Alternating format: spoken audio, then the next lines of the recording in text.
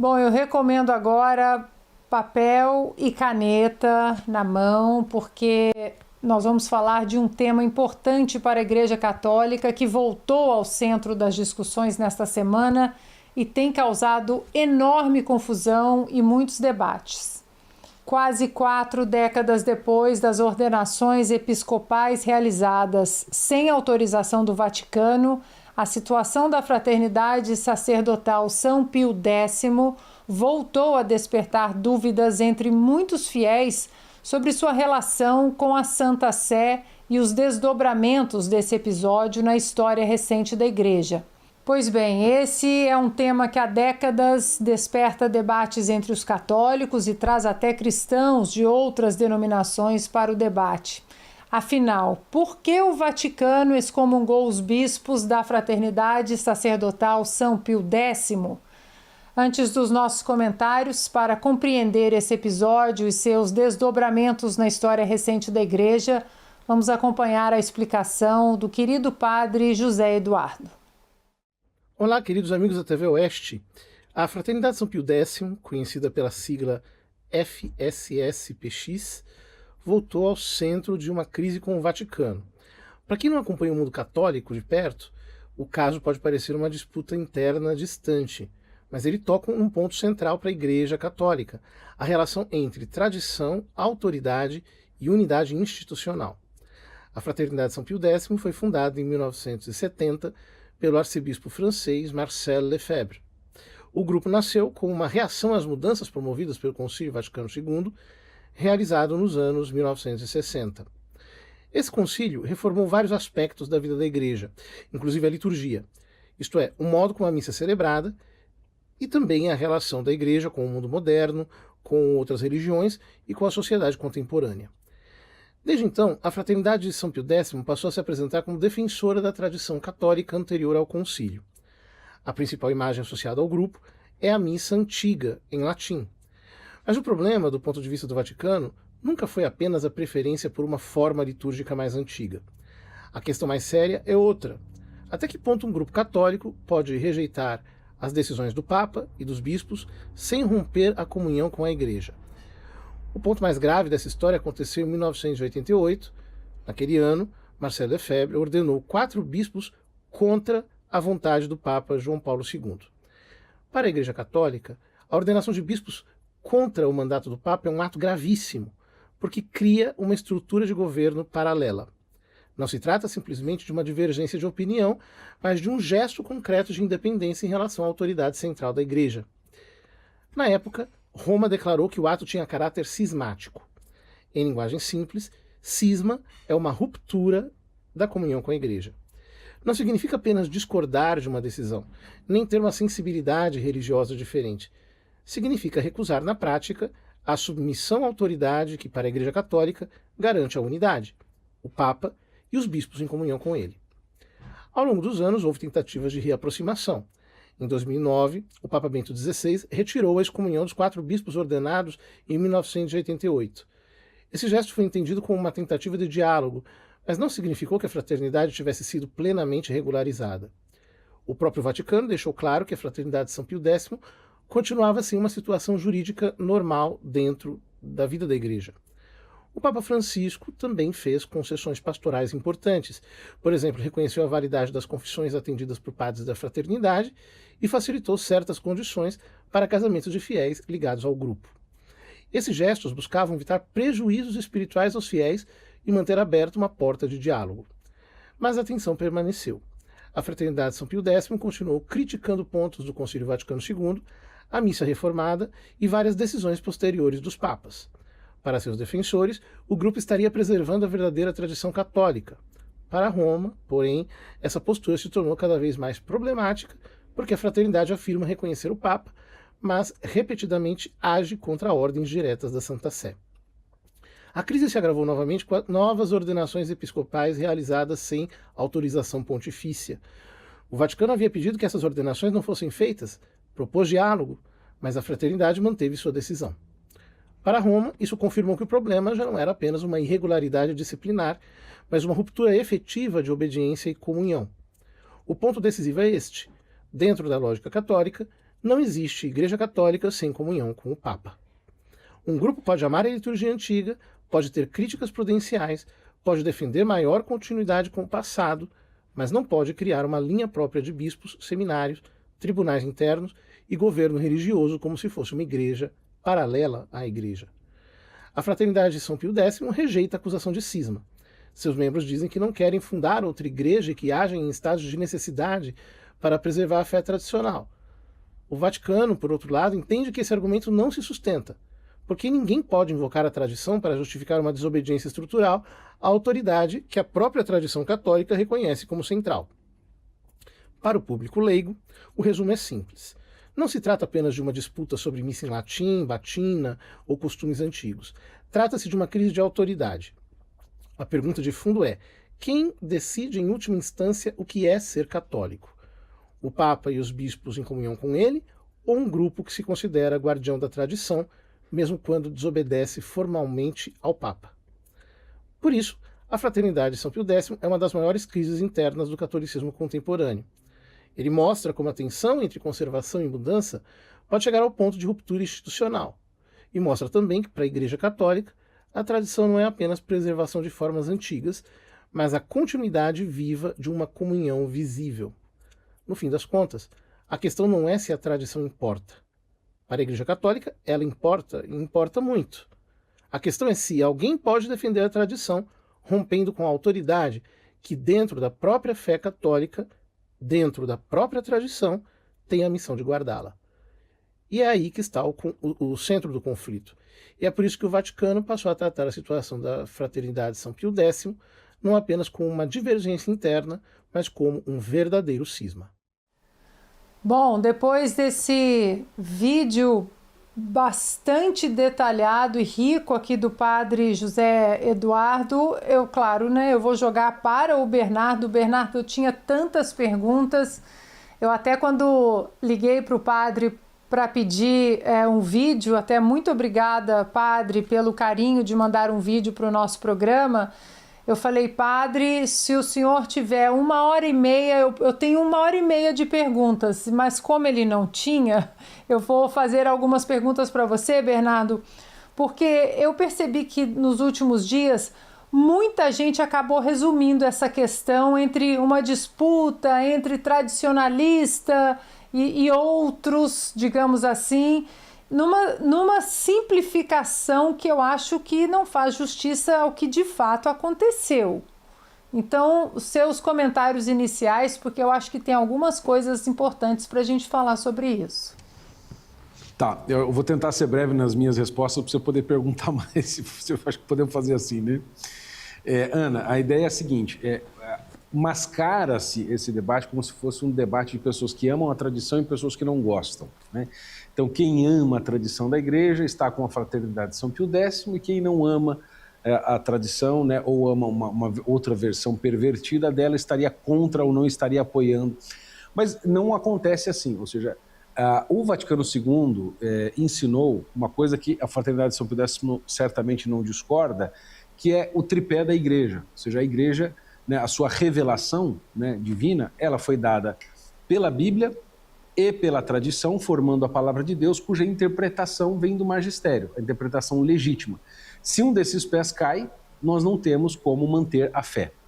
E aí, a São Pio X se apega à questão da tradição, que não é, claro, apenas a Bíblia, mas também vem toda a liturgia, toda a oração da igreja, todos os atos jurisdicionais, os documentos, os concílios, as bulas, as encíclicas, tudo isso compõe a tradição da igreja, né? Ou seja, que é a leitura que a igreja faz da revelação que foi dada até a morte do último apóstolo, no caso São João. Então eles dizem que a partir do Concílio Vaticano II, a igreja rompeu com tudo que existia antes e criou uma igreja absolutamente nova, né? E que eles querem se manter com aquela igreja e não com essa igreja que teria se pervertido. Mas o problema é que isso não existe, ou seja, a tradição na igreja nunca foi ensinada como sendo algo morto. Ou seja, você não pode nem ser como é que eu posso dizer, não um revolucionário, né, mas um conservador, né, um pretenso conservador recalcado que se apega a um passado ideal que não existe, e nem um revolucionário que, em nome de um futuro ideal, relativiza o presente, que é o que eles estão fazendo. Então eles criam uma imagem falsa de uma igreja perfeita no passado, né? E aí, em nome disso, querem desobedecer e revolucionar o presente. Os progressistas fazem a mesma coisa, só que eles, em nome de um futuro que eles querem construir, relativizam o presente. São dois lados da mesma moeda, é só uma relação insana com o tempo, no final das contas. O que é um sinal, no fim das contas, de burrice, com o perdão da palavra. Flávio quer fazer algum comentário, pergunta, e depois abro para o Ivan, porque olha, eu estou aqui com uma lista de perguntas para o Bernardo. Flávio. Vou fazer uma pergunta um pouco mais simples, Bernardo. As pessoas estão tentando entender esse conflito, de novo, pela Globo News, né? Afinal, a fraternidade não é conhecida pelo Brasil. Você vê lá só esses canais aí falando groselha o dia inteiro, que vão falar os ultra-conservadores, etc. Mas assim, o papel da São Pio X é não aceitar o Concílio Vaticano. Isso nós entendemos, mas assim, ela é sede vacante, ou seja, ela considera que a partir do Concílio Vaticano II não existe mais um Papa, não existe mais um Papa legítimo, existem sede vacantistas dentro da São Pio X. Como é que essa questão, que às vezes é meio confusa para nós? Flávio, a questão é a seguinte, eles dizem que não são sede-vacantistas, ou seja, verbalmente eles não são. Ou seja, eles dizem que rezam pelo Papa, de fato na missa deles eles rezam pelo Papa. Mas o problema é que a obediência não está apenas no discurso. A obediência se manifesta... inclusive, é bom a gente retomar um negócio que São Tomás de Aquino, que eu amo tanto, dizia: a obediência pressupõe vontades contrárias. Não é isto?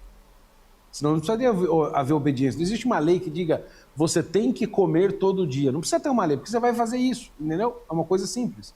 Então, por que é exigido obediência? Porque o Papa e os bispos com ele, né, mas o Papa recebeu as chaves do reino dos céus, como está lá em Mateus 18. Não é isso? Ele recebeu de Mateus 16, 18. Então, ele recebeu de Cristo as chaves, ele recebeu o mandato para cuidar confirmar os irmãos na fé e para apacentar o rebanho de Deus. Isso foi dado a Pedro, não a mais ninguém. Aí acontece o quê? Eles dizem, não, nós desobedecemos em tudo, né? Mas nós rezamos pelo Papa. Ei, mas o que é isso? Ou seja, você é um sede-vacantista prático, mas não é um sede-vacantista de discurso. Então, eles acabaram de emitir no dia 8, ali, ou dia 7 de julho, acho que foi dia 8 agora de julho, eles emitiram um documento, dizemos, nós obedecemos, estamos dispostos a obedecer o Papa em tudo, exceto o que veio depois do Concílio Vaticano II. Eu digo, bom, então você está dizendo que a igreja falhou, que as portas do inferno prevaleceram, né, e que você simplesmente reza porque tem lá um Papa que é uma rainha da Inglaterra que não tem mais importância nenhuma. Então, de palavra não são, mas de atos são. E essa duplicidade não é um negócio muito cristão. É como a liberdade de expressão, né? A liberdade de expressão existe para você defender aquilo que você não concorda, né? Você segue e não, olha, eu defendo a liberdade de expressão, mas não para o discurso de ódio, tá? Mas o que é discurso de ódio? Cada um vai decidir o que é discurso de ódio, né? Ivan, algum comentário, pergunta para o Bernardo? Eu só quero fazer uma pergunta para o Bernardo. Na sua opinião, Bernardo, como que o Papa está conseguindo administrar essa situação e se a fraternidade, como foi colocado, pode encontrar aí alianças, não é, no mundo católico que possam pressionar o Papa, enfim, dar voz aí às demandas ou às exigências, como foi colocado, da São Pio X, Bernardo? Do ponto de vista do Romano Pontífice, né, do Papa Leão XIV, ele está fazendo a coisa exatamente correta, ele está fazendo o que ele tem que fazer. Então, quando alguém rompe com a hierarquia, não é apenas não cumprindo uma ordem. Ali teve um veto, ele proibiu que eles fizessem a ordenação daqueles bispos, criassem novos bispos, né? E eles foram lá depois de 3 advertências e fizeram, foram avisados que seriam excomungados. Porque é uma lei canônica. E não é que a igreja vai lá e excomunga depois do ato. O próprio ato em si é um ato de ruptura, entendeu? Então é como o ato do adultério. No momento em que você consuma o adultério com o amante, você já adulterou, né? Então, o que a igreja faz? Ela apenas confirma publicamente para todos os fiéis que aquele ato aconteceu e ele é assim. E aí ela dá a extensão e o alcance daquela ação, que no caso foram os 2 bispos que sagraram, que fizeram os 4 bispos, os 4 bispos, todo mundo ali envolvido, inclusive os leigos, tinha alguns até do Brasil. O que eu acho que a melhor atitude que o Papa poderia fazer nesse momento era liberar 100% para todas as dioceses do mundo a liturgia tradicional, ou seja, a missa em latim como era antes de 1969. Por quê? Porque a Fraternidade de São Pio X usa a missa, que é chamada missa antiga, ou Vetus Ordo, né, como uma bandeira dessa tradição. E se eles não forem um dos poucos que celebram, e tiver liberado para todo mundo celebrar, eles serão simplesmente esvaziados dessa bandeira que eles usam, né, a missa como ideologia. E, na verdade, existem diversos institutos em comunhão com o Papa, plenamente legais na igreja, como Fraternidade de São Pedro, o Instituto Cristo Rei, você tem o Instituto Bom Pastor, você tem mosteiros no mundo inteiro que têm a permissão para celebrar esse rito. O rito não é o problema é uma questão de obediência. Porque eles criaram uma igreja paralela, com um tribunal paralelo, dando sentenças sobre nulidade de sacramentos, sem autorização com o Papa, criando paróquia do nada. É um pessoal simplesmente insano, maluco, né? Então, a fraternidade, depois dessas excomunhões, ela não vai angariar mais pessoas. Inclusive, o que aconteceu depois, lá em 1988, quando o Marcel Lefebvre, que foi o cara que criou, o bispo que criou a fraternidade, o que aconteceu foi que o Vaticano abriu as portas para quem quisesse voltar, se arrepender do cisma, né? E dissesse, olha, quem vier, a gente vai conversar, vai negociar, vai encontrar um caminho. E foi aí que surgiram exatamente esses institutos que eu acabei de mencionar, os institutos chamados Ecclesia Dei. Inclusive, aqui no Brasil, tem a famosa administração apostólica São João Maria Vianney, comandada pelo bispo Dom Rifão, um grande bispo, que ela é inteirinha, do começo ao fim, da formação dos sacerdotes até todos os ritos e práticas, antes de 1969, no rito antigo. Então, qual que é o problema da fraternidade? Ou seja, o negócio não é litúrgico, é uma questão de obediência. Só uma nota importante aqui, né? Você não pode permanecer na igreja apenas pela fé, crendo, né? Não, você tem que celebrar da maneira que se crê, de acordo com a sua fé, e você tem que ter legítima obediência aos seus pastores, meu Deus do céu. Não existe igreja sem bispo, né? A igreja não é um troço invisível, tá assim no ar como uma gosma, né? Não, a igreja tem cara, tem representante, tem rosto, né? Então, assim, isso está mais claro na Bíblia e na vida da igreja do que, né, é possível negar. Bernardo, desse episódio todo, existe alguma lição que possa ser oferecida para os fiéis, né, sobre essa relação entre fidelidade à tradição, que todos nós gostamos muito, e a obediência à autoridade da igreja? Sim, eu vou dizer para você, na conversa que eu tive essa semana agora com um rapaz, que é defensor aí da fraternidade, né? Até um conhecido antigo veio conversar comigo, e ele disse assim, olha, eu encontro razões para a igreja ter declarado a excomunhão da fraternidade, mas eu também encontro razão no motivo que eles alegam para ter feito isso, que é o famoso estado de necessidade, que a igreja estaria numa crise. Se eles não criassem novos bispos, os bispos velhos iam morrer, e o trabalho deles ia morrer, e tudo ia se acabar, e todo o passado ia se perder, e etc. Né? Aí eu falei para ele, bom, então quer dizer que você está na dúvida, né? Que pode ser exatamente o estado que você está agora. Você vê razões na fraternidade, vê razões na igreja. A pergunta é a seguinte, em caso de dúvida, né, quem que você decide? É pró-réu? Não é isso? Em dúvida, pró-réu? Então, ou seja, na dúvida você presume a benevolência da autoridade e não a malícia. O que a fraternidade São Pio X fez foi presumir a malícia de Roma, presumir que o Papa está agindo mal, que o Papa está de sacanagem, que a igreja está agindo mal. Eu digo, bom, então não dá para ser assim, né? Ou seja, quantos, por exemplo, pega o caso dos arautos do Evangelho, né? Que estão envolvidos há tempos numa polêmica aí, fizeram comentários, etc. Eles ficaram, acho que quase 20 anos ou 15 anos sem poder ordenar um padre, um diácono, porque o Vaticano colocou ele sob visitação apostólica. É quando o Vaticano manda alguém lá para investigar e ver se tem algum problema mediante denúncias, né? Ficaram ali 10, 15 anos sem poder ordenar nada. Eles não fizeram nada. Fizeram quietos, conseguindo, fazendo o trabalho deles, agindo, negociando, chamando, falando, conversando com Roma. E Roma tem paciência, está tudo bem. As coisas são lentas mesmo na igreja. E é bom que seja assim, né? E aí agora, recentemente, o Vaticano lhes deu autorização e eles ordenaram lá uma cacetada de padres, diáconos, etc. E o negócio voltou a ter vida sacerdotal dentro dos arautos do Evangelho. Pronto, acabou a visitação, terminou, etc. Está tudo bem, agora pode seguir. Então, o problema é uma questão de humildade e paciência, entendeu? A humildade e paciência que falta essa gente. Por isso que eu digo que eles são soberbos, né? Ou seja, quem presume a malícia da Santa Sé está presumindo a sua própria benevolência íntegra, né? E isso aí não é bom em nenhum sentido. Ou seja, preservar a tradição nunca pode ser nem uma rebeldia com o presente em nome de um passado ideal, né? E nem uma ruptura total. Você tem que entender que a tradição só pode ser mantida pelas pessoas que estão vivas e quem tem autoridade e competência para mantê-las. E nesse caso o próprio Papa, ele abriu as portas várias vezes exatamente para que esse caminho que os arautos do Evangelho seguiram, que fosse seguido também pela fraternidade. Vamos conversar, vamos dialogar, porque muitos querem colocar a Igreja Católica e o Vaticano como, né, alguém com um chicote ali na mão, é isso e acabou. E a gente sabe que não é assim, né? Ana, eu inclusive mandei num grupo aqui de amigos que nós temos, né, uma carta que o Papa Paulo VI, olha só, em 1975 mandou para o Marcel Lefebvre, que criou a Fraternidade de São Pio X, dizendo assim, no primeiro parágrafo ele diz assim, olha, a consciência da missão que o Senhor nos confiou nos levou no dia 29 de junho a enviar-lhe uma exortação urgente e fraterna. Desde aquela data nós esperamos todos os dias um sinal seu, Lefebvre, expressando a sua submissão, melhor, o seu apego, a sua lealdade, sem reservas ao vigário de Cristo.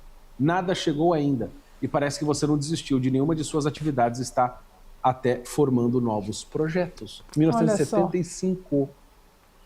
Olha só.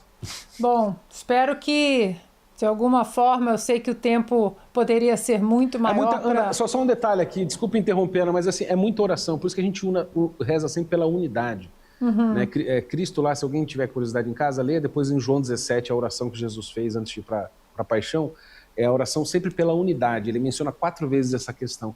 Nós temos que rezar, né? Que eles tenham humildade de não presumir a malícia e esperar o tempo certo nas coisas de Deus. É isso.